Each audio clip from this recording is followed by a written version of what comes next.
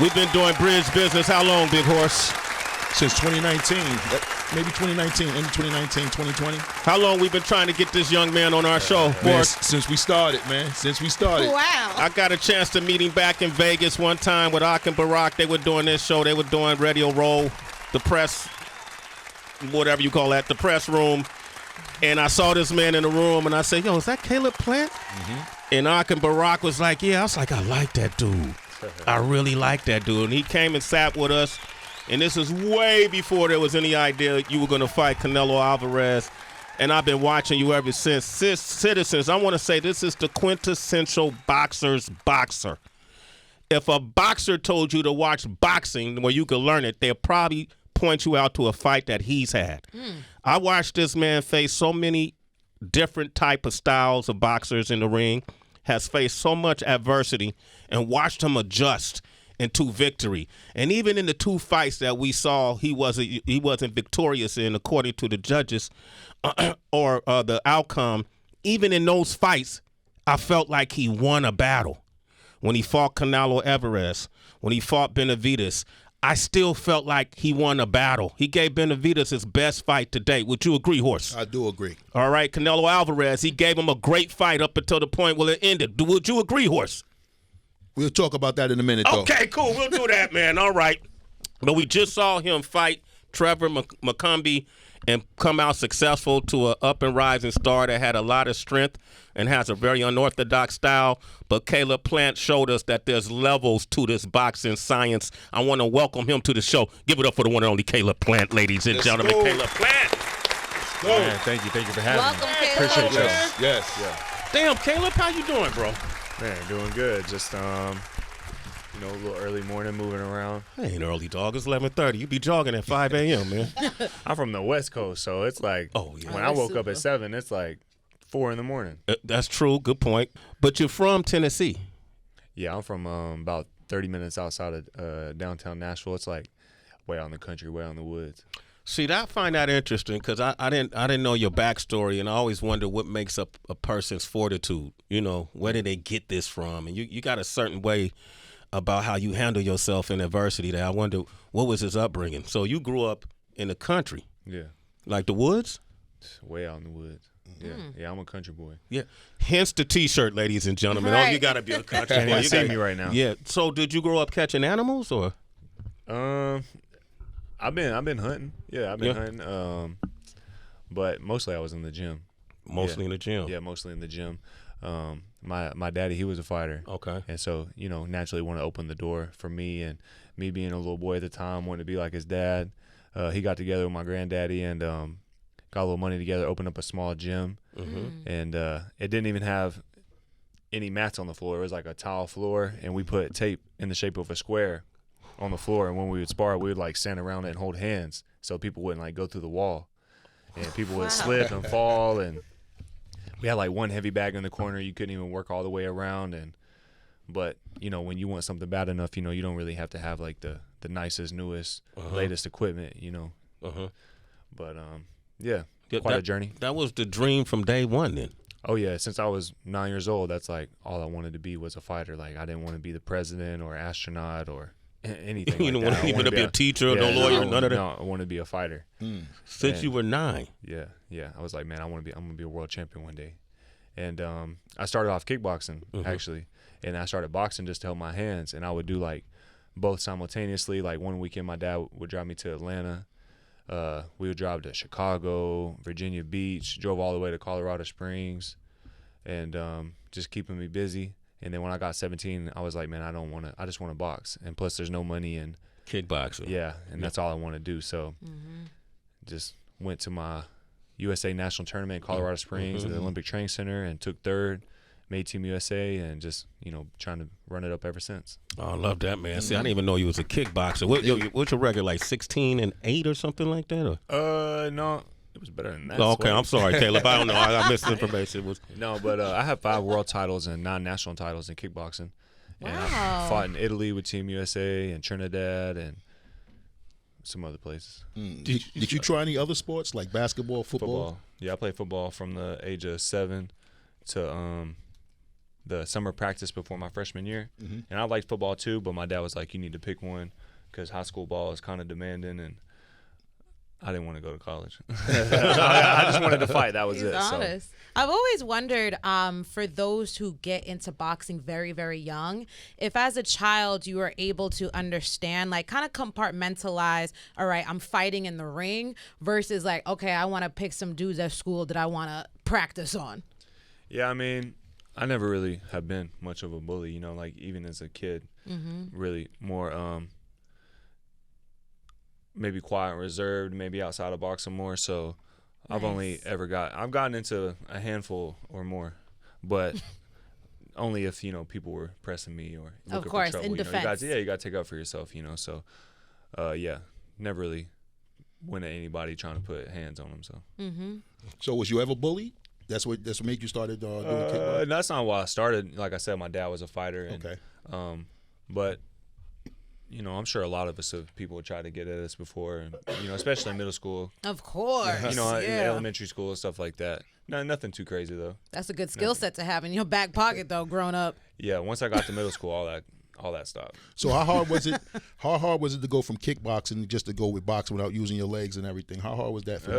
It was easy. Yeah, I never felt like I was about to kick somebody in boxing or nothing like that. So it was always easy to compartmentalize and go from rule set to rule set.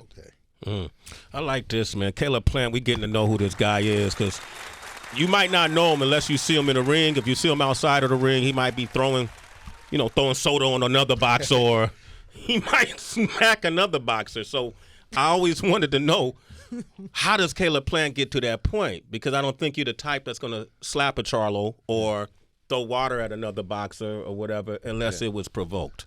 Yeah, no, I'm not going to go to that point. That's like something you get led to, and there's been a couple incidents, but people just, not knowing how to act, and certain things you can't tolerate, and somebody messing with your family, if they're talking about your children, if they're messing with your family, or if they're putting, trying to put hands on you or touch you or disrespect you, to a certain level, that just can't be tolerated, and boxing's a grown man sport, so if you're gonna be in it, you got to act like a grown man.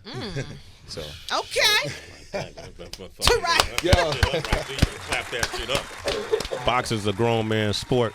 Kayla Plant here. Horse, go ahead, man.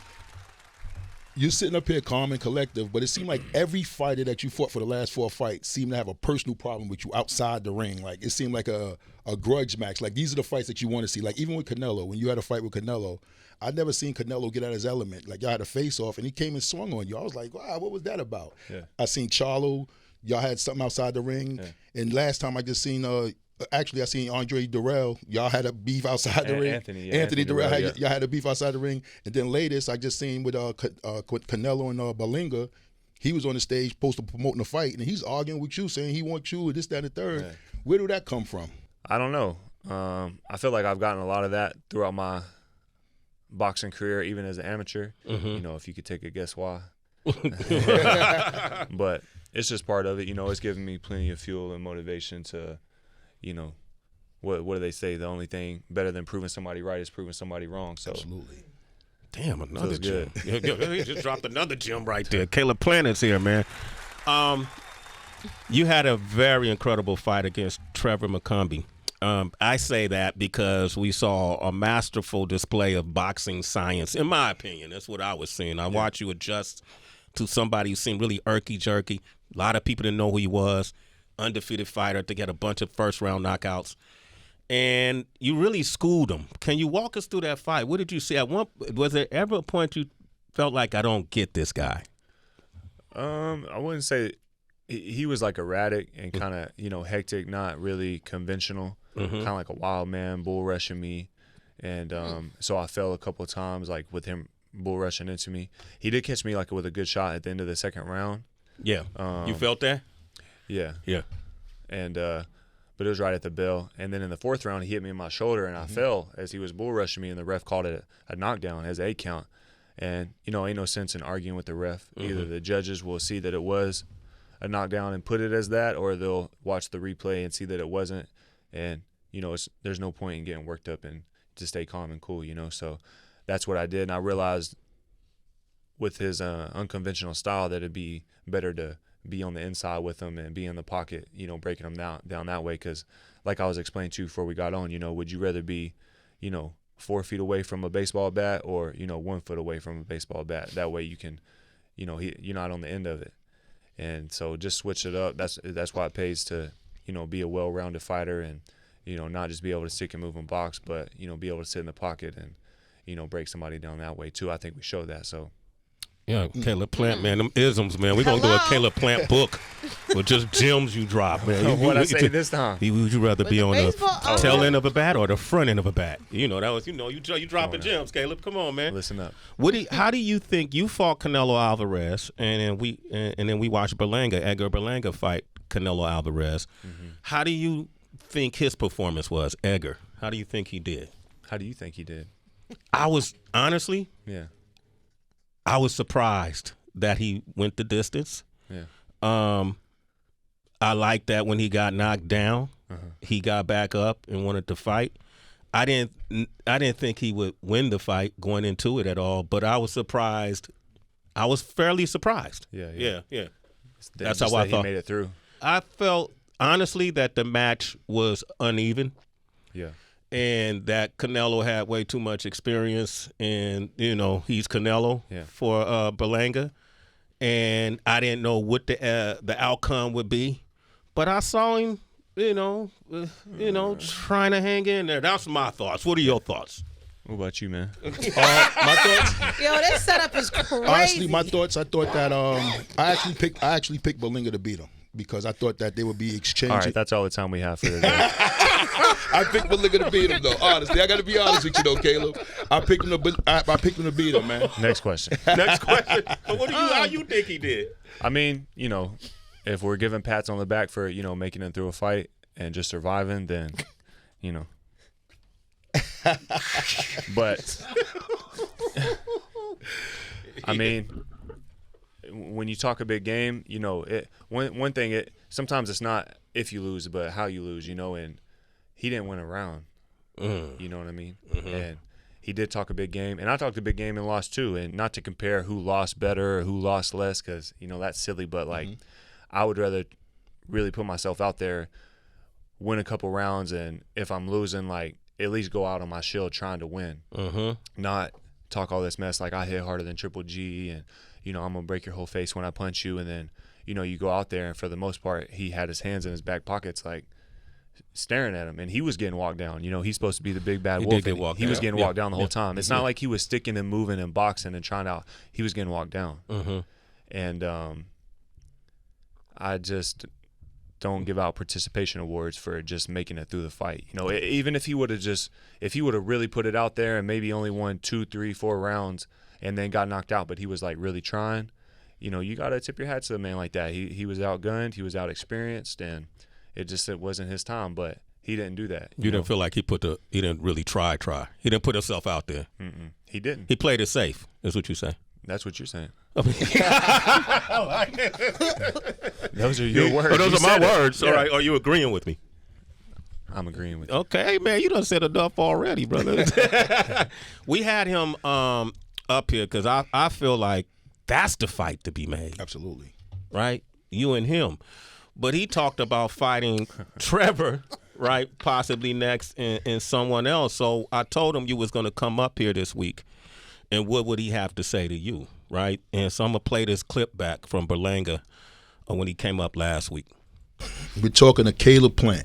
He's going to be here Monday. Anything you want to say to him, I'll play it back for him, bro. Yeah, I'm going to pull up. I'm going to pull up when he come in here. You going to come? Yeah, I'm going to smack this shit out of him. we sparred with him in Vegas. We beat his ass. Oh, you sparred with Caleb Plant when I was young, When you was 19? Yeah. We did 6 rounds, and he was the first 5 rounds, he was running around the ring, doing his little showboating stuff, and then the 6th round I hit him with a crazy body shot, and he jumped out. He jumped out the ring, and we was pressing to do 2 more, to do 1 more, and he didn't want to do it. He didn't want to do more rounds. Nah. And then he came out the ring, and he started he was just on my body, yo, bro, you a beast, bro, you young, you talented, you know what I'm saying? Caleb fake. That lets you know what he thinks. No, what is that true? What was the first thing he said though?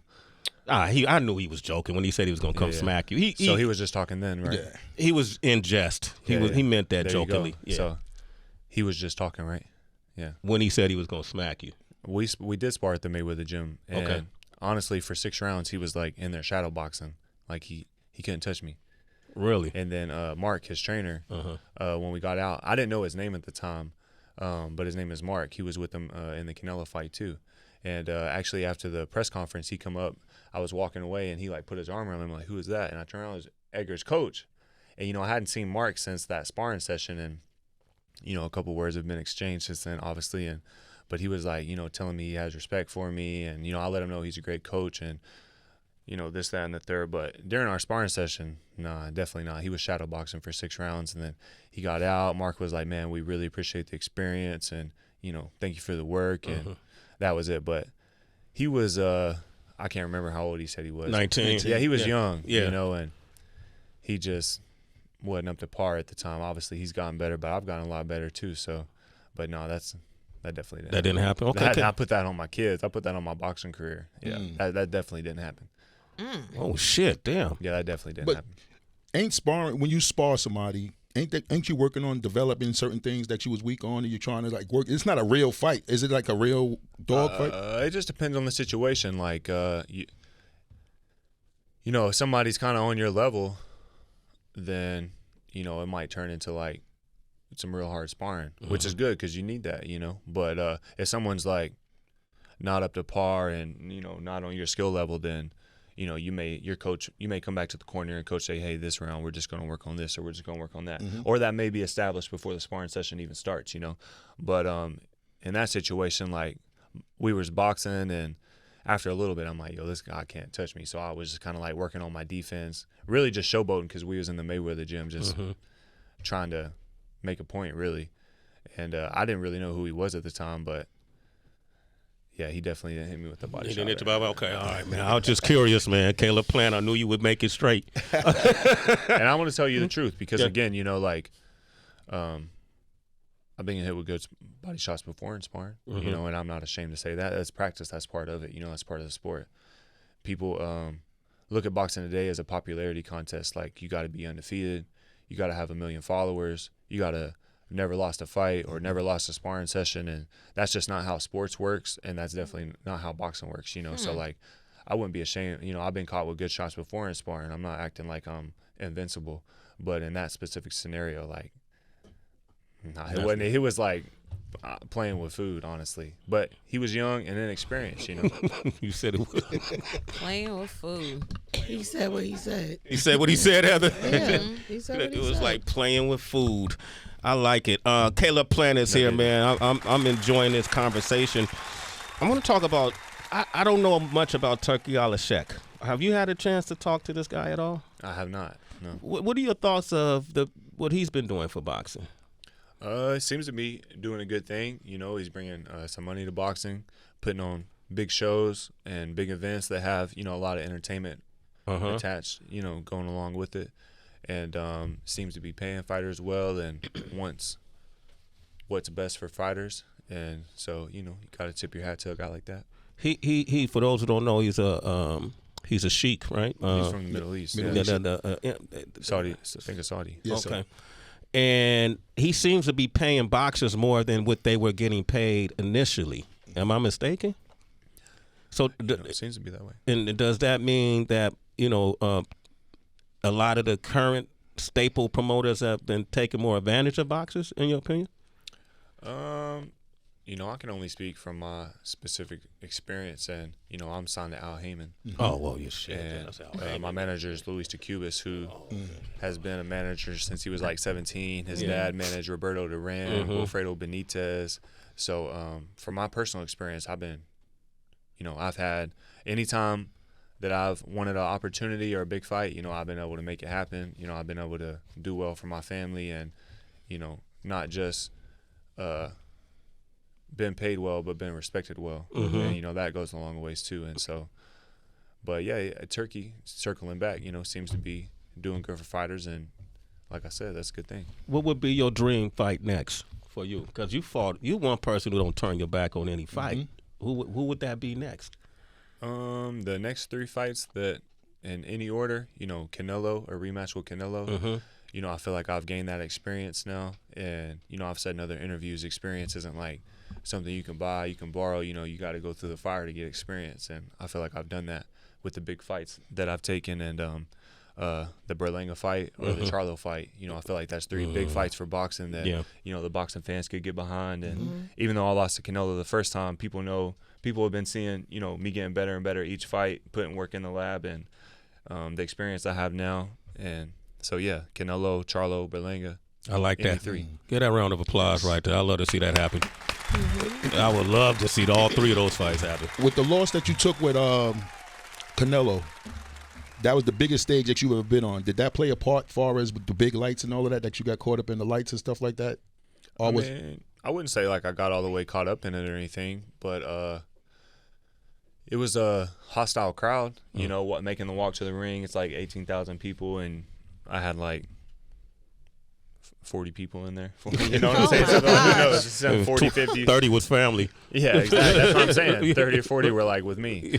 So, that can be, because it's not just about performing, and executing, but being able to perform and execute under all that tension in the room, under, the lights and people watching, screaming, yelling, cussing, whatever it may be. But staying calm and cool in that. And I did, but obviously at this point in my career, I'm able to do that at another level with the experience that I have now. So, Go ahead, Orr. So again, the last fight that you just fought Mccumby. He was a cheater, you said. How do you get yourself prepared for a fighter that used PEDs before, and you want to make sure that you're having a clean fight against a person that the guy that you know is a cheater? One, just making sure that there's drug testing, and whether that's the promoter paying for that or a fighter paying for that out of his pocket, and trying to get the most genuine testing you can, which means the most amount of tests, whether it be 6, 7, whatever. And then 2, just making sure I'm just focusing on the things I can control. That's out of my control. I can't stay up at night worrying if he's doing the right thing. Am I doing the right thing? Am I training? Am I putting my best foot forward? So I think as a athlete, and really just in general to be successful, just focusing on the things you can control and not worrying about the rest, because that'll drive you crazy. By the way, I like every time I say his name, give a round of applause. Kayla Plant. All right. Because I think you're the quintessential boxer of this era, man. Like and this is somebody who. Can you spell Can you spell Q-U essential. Q-U essential. I can't even say it. So. Can anybody spell it? Anybody? Yes, I can. Go ahead. Q-U-I-N. Yeah, T-E-S-S. Right, we're smart here. This young buck right here looks like he could spell it. Just kidding. Okay, so the life after boxing. You've already started planting seeds, no pun intended. You into fashion. You got the Revenge Tour. Is that the name of your? Yeah. That's the name of your line, right? Yeah. So Kayla Plant has his own clothing line, and this shit is dope. I saw something. I think you sent either Barack or one of those. You sent them something, right? Yeah. What part of your upbringing did fashion play a role? Just probably stems from not having any of those things when I was a kid. Wanting nicer clothes, nicer shoes. Being the kid in school who's like, man, I wish myself was a little, a little more nice. fly, right? Yeah. I'm not that guy, pal. Yeah. But and just fashion is something I've always been into, and was kind of like sitting on trying to think of a name. And then after I lost to Canelo, I thought, man, Revenge Tour would be a good name that I feel like people could relate to. And for at that point in time, it was like going from place to place, stop to stop, until I can right that wrong and the get back, right that wrong against Canelo and fight. But also my life, I feel like is a representation of that. With the things I've been handed, and we all have a story, but just speaking about mine, some of the things I've gone through, and where I started and where I'm at now, I feel like that's me getting revenge on life. Like life thought that it was gonna keep me at the bottom, but I had my mind made up that I'm gonna surpass what people expect of me, and create a better way for my family, and create a nice life, and not just financially but just all around a good relationship with my wife, make sure my bills and my money's in order. So, and I feel like a lot of us can relate to that, you know, being told what we can accomplish, what we can't, because of what we look like, where we're from, you know, what color we are, being told we can't do things, you know, some of us don't believe in that. And what were you told you can't do because of your color? Yeah, I mean, you know, I'm a minority in boxing, you know, especially at this level. And, you know, let me see. Trying to choose my words. You know, just take your time. I'm just, you know. Just, you know, being the white guy in boxing, people feeling like maybe that I can't do certain things or take it as far as some people because of what I look like and where I'm from. You know, we've all had, you know, I'm not a victim of that. We've all been told that, you know, in some shape or form or one or another. So, but it's given me, you know, motivation to, you know, what I say in the last interview, the only thing, proving somebody right wrong is proving somebody wrong. There it is. So, yeah, it's giving me a lot of motivation to, and that's revenge too, showing you, no, look, I'm gonna show you what I can do. I'm gonna show you how far I can take it. Kayla Plant. I hear All right, there you go. You got to say that you have an amazing wife who's always there by your side, man. And I always wonder why boxers bring family and kids to boxing matches when you don't know if you're going to win or not. Like, how traumatic is it for them to see you get punched? But, man, Jordan stood next to you through thick and thin. She's a great reporter, the whole nine. Does she critique you? Does she give you what she say? My coaches will have her like come to my sparring sometimes and judge my sparring. So she'll judge each round, especially like once I get to 12 rounds and I'm like peaking in camp. They'll have her judge each round to see, you know. I'm like, hey, watch out now. Yeah. But yeah, she's a great boxer of mine. You know, we get to watch a lot of film, and you know, I might help her with her questions a little, and she, you know, critiques me on things I could get better at. So it's one thing to have like a good woman, but she's a good friend too, you know, like that's important. And I know she's got my back because, you know, she's shown me a million times, but even coming up, like we would split the bills and then after a little while my boxing check would run out and then she would take over the bills, all of them until my next fight came. And then, you know, and when she first met me, like I was sleeping on, you know, a mattress on the floor at a friend's house trying to make it in boxing. And, you know, for her to be able to look past all that, you know, that's how you know someone's really rocking with you. And so, come on, yeah, she's a real one. She juggles so many positions and does so much. Like, she's a boss. Salute to her. What up, Jordan? Salute. Caleb, I hope you enjoy your time here, man, because we enjoy having you, man. No doubt. Okay, is that a yes? I don't want to put no words in your mouth. Indeed. Okay, all right, man. You'll come back, Caleb? I'll come back. All right, my man, Caleb, man, we got him.